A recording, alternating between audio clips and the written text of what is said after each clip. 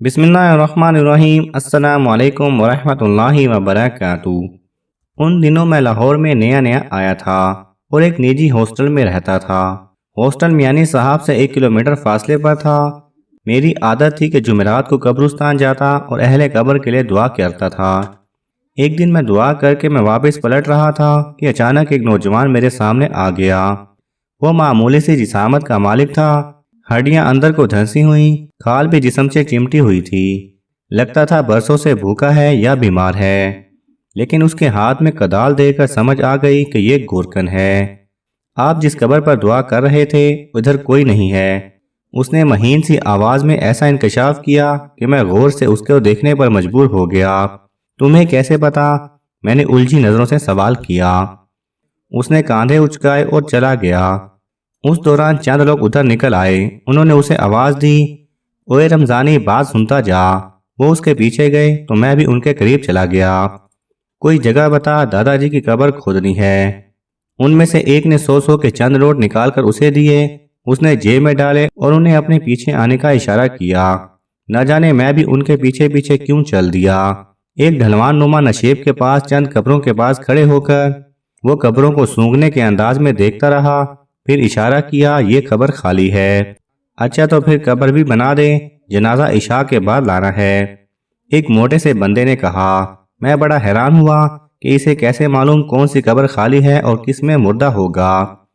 ذہن میں آیا کہ لازمی ان لوگوں نے جعلی قبریں بنا رکھی ہیں اور پیسے لے کر قبریں دیتے ہیں۔ یہ بھی تو ایک دھندا ہی تھا۔ لیکن میرا خیال اس وقت ریزہ ہو گیا جب میں نے بڑے اور بوڑھے گورکن سے یہ سوال کیا کہ تم لوگ قبریں بھی بیچتے ہو؟ اس نے چونک کر میری جانب دیکھا اور پوچھا، کیا ہوا صاحب؟ میں نے رمضانی کے بارے میں اسے بتایا تو اس کے چہرے پر کربناک سی تاریکی چھا گئی۔ پہلے اس نے کچھ بتانے میں تعامل برتا، چند لمحوں بعد بولا، وہ قبر کا بیٹا ہے۔ مٹی تو بتائے گی نا اسے کہ اس کی ماں کی گود میں کون سویا ہوا ہے۔ یہ سن کر مجھے اس کی دماغی صحت پر شک ہوا۔ میں سمجھا نہیں۔ تو سمجھے گا کیسے؟ یہ بات تو کوئی بھی نہیں سمجھ پایا۔ یہ جانتا ہوں تو صرف میں 35 سال پہلے اسی قبرستان کا واقعہ ہے۔ اس وقت میری عمر 40 سال تھی۔ رمضان کا مہینہ تھا۔ یہ تاریک رات تھی، بارش ہو رہی تھی اور بجلیاں کڑک رہی تھیں۔ میں اس دہری کی جانب سے، اس نے بائیں طرف انگلی کا اشارہ کیا، اپنی کٹیا میں جا رہا تھا کہ مجھے ایک بچے کے رونے کی آواز آئی۔ میں رک گیا اور آواز کا پیچھا کرتا ہوا اس جگہ پہنچا تو دیکھا یہ آواز ایک تازہ قبر سے آ رہی تھی جس کو بارش نے اب کافی ننگا کر دیا تھا۔ قبر تقریباً بیٹھ رہی تھی، بچے کی آواز اسی قبر سے آ رہی تھی۔ میں نے ہمت کی اور قبر کھود کر جب نیچے کی طرف دیکھا تو اس لمحہ بجلی زور سے کڑکی۔ اس کی روشنی قبر میں سفید کفن میں ایک عورت پر پڑی جو ترچھی ہوئی پڑی تھی۔ کفن بارش کے پانی اور مٹی سے میلا ہو رہا تھا۔ اس کے اندر ہلچل ہو رہی تھی اور بچے کی آواز آ رہی تھی۔ یہ منظر دیکھ کر میں بہت گھبرایا، سمجھا کہ یہ کوئی جن بھوت کا کام ہے، اور میں نے نیچے اتر کر کفن ہٹایا تو نیچے ایک بچہ پڑا تھا جو لگتا تھا 1 دن پہلے پیدا ہوا تھا۔ یہ بچہ اسی عورت کا تھا اور لگتا تھا وہ 1-2 دن پہلے مر چکی تھی۔ میں نے بچہ اٹھایا اور اپنی کٹیا میں اسے لے آیا، اپنی بیوی کو دیا اور اسے سارا واقعہ بتایا۔ اللہ والی کو اس بچے پر بڑا پیار آیا اور اسے ہم نے پالا۔ اس کا نام محمد رمضان رکھا۔ سارے لوگ اسے رمضانی کہتے ہیں۔ ایک اور بات، میں نے بہت کوشش کی کہ کسی طرح پتہ کروں کہ اس قبر والی عورت کے وارث کون تھے، لیکن جب ناکام رہا تو رمضان کو ہم نے ماں باپ بن کر پالا۔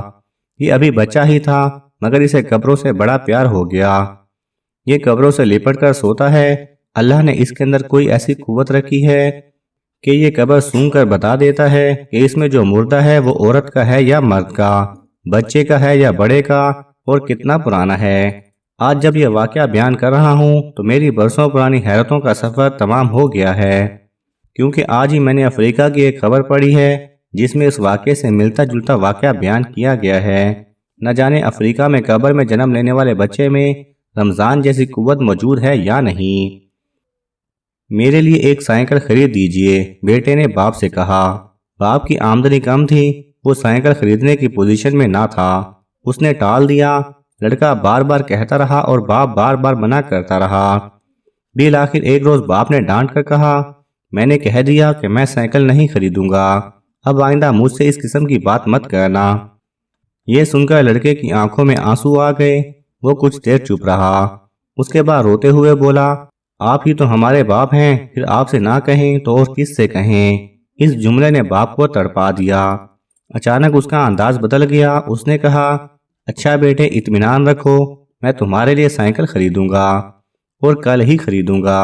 یہ کہتے ہوئے باپ کی آنکھوں میں آنسو آ گئے۔ اگلے دن اس نے پیسوں کا انتظام کر کے بیٹے کے لیے نئی سائیکل خرید دی۔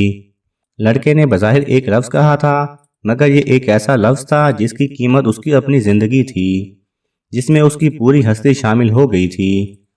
اس لفظ کا مطلب یہ تھا کہ اس نے اپنے باپ کو اپنے سرپرست کے آگے بالکل خالی کر دیا ہے۔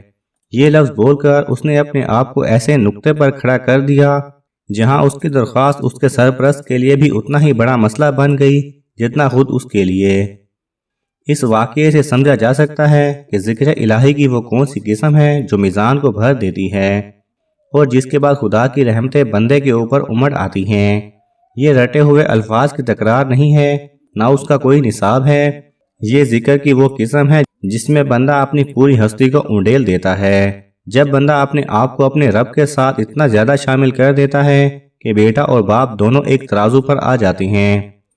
یہ وہ لمحہ ہے جبکہ ذکر محض لغت کا لفظ نہیں ہوتا بلکہ ایک شخصیت کے پھٹنے کی آواز ہوتا ہے۔ اس وقت خدا کی رحمتیں اپنے بندے پر ٹوٹ پڑتی ہیں، بندگی اور خدائی دونوں ایک دوسرے سے راضی ہو جاتے ہیں۔ قادر مطلق عاجز مطلق کو اپنی آغوش میں لے لیتا ہے۔ اللہ تعالیٰ بھی کیا خوب خبر رکھتا ہے اپنے بندوں کی۔ کل رات اپنے ایک چھوٹے سے آفس کی تیاری کے لیے ایک رنگ ساز کو لے کر آیا۔ اس نے جگہ دیکھ کر اپنی مزدوری بتائی۔ میں نے کہا ٹھیک ہے، لیکن آپ کام آج ہی شروع کر دیں۔ تو اس نے کہا جی میں ابھی کچھ دیر میں ہی آپ کا کام شروع کر دوں گا۔ رات کو 9 بجے وہ آیا اور کام شروع کر دیا۔ میں اس کے ساتھ بیٹھا چائے پی رہا تھا تو گفتگو کرتے کرتے اس نے بتایا کہ جب آپ رنگ والی دکان پر کاریگر کی تلاش میں آئے تھے تو میں اس دکاندار کے پاس تبھی پہنچا تھا۔ میرا بیٹا بیمار تھا اور مجھے پیسوں کی ضرورت تھی، تو میں اس دکاندار سے ادھار پیسے لینے کے لیے آیا تھا کہ اتنے میں آپ آ گئے اور مجھے ادھار لینے کی ضرورت ہی نہیں پڑی، مجھے اپنا ہی کام مل گیا۔ اور وہ یہ بتاتے وقت بہت خوش تھا۔ اب میرے ذہن میں بہت کچھ گھومنے لگا۔ اس کام کے لیے میری پہلے شاہد بھائی کے ذریعے کسی کاریگر سے بات ہو چکی تھی۔ دن کے وقت میں نے 4 سے 5 مرتبہ کال کی، لیکن اس کاریگر نے میری کال اٹینڈ نہ کی، اور اس طرح میں اور شاہد بھائی کسی اور کاریگر کی تلاش میں مارکیٹ چلے گئے۔ خدا بھی کہاں سے کہاں لے جاتا ہے انسان کو، کیونکہ وہ اپنے ایک ایک بندے کی خبر رکھتا ہے کہ کون کس پریشانی سے گزر رہا ہے۔ پتھر میں ایک کیڑے کو خوراک دینے والا انسان کو بھلا کیسے بھول سکتا ہے۔ رات آصف بھائی اور شاہد بھائی کو جب میں نے یہ بات بتائی تو ہم بہت دیر تک بیٹھے سوچتے رہے کہ واہ مالک واہ،